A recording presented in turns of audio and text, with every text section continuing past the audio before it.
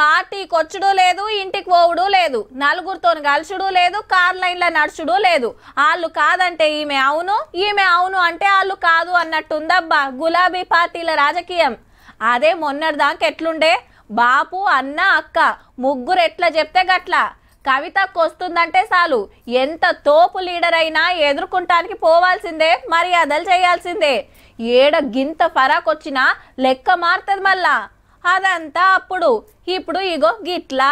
తలంతా బలగా ఉన్న ఒంటరైన కవితక్కకు ఇంకో సాకిచ్చిండు రావన్న. తెలంగాణ బొగ్గుగని కార్మిక సంఘం గౌరవ సలహాదారు పదవిలకు వెళ్లి తీసేసిండు.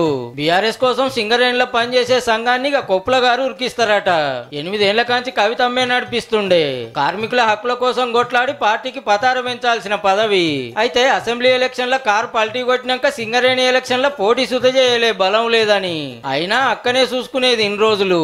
కానీ ఏమంట అన్న చెల్లెల నడుమ పంచాయతీ పుట్టి బాబు చుట్టూ దయాలున్నాయి, నా మీద కుట్రలు చేస్తుర్రన్నదో అప్పటికాంచి పార్టోళ్ళంతా దూరం పెట్టిండ్రు కవితక్కను. ఏదోటి ముంగటేసుకొని గల్లీకెంచి ఢిల్లీ దానిక ధర్నాలు దీక్షలు పెట్టినా ఒక్కలంటే ఒక్కలు సుతొస్తలేరు. బీసీలకు 42% రిజర్వేషన్లు ఇస్తామని సర్కారోళ్ళు సాటింపేస్తే కాంగ్రెస్ వాళ్ళ కంటే మోదాలు కవితమ్మే సంబరాలు చేసుకుంది. నేనే కొట్లాడినా నేనే సాధించినా అని.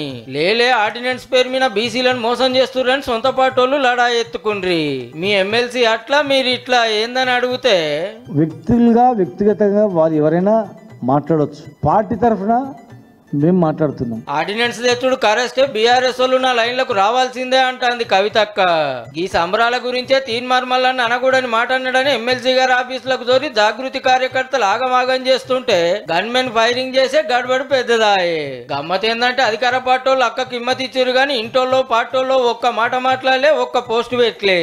నన్ను అంత మాట అంటే మా వాళ్ళు అసలు పట్టించుకోలేదని ఇలకర్ల ముంగట ఫీల్ అవుతుంది మేడం.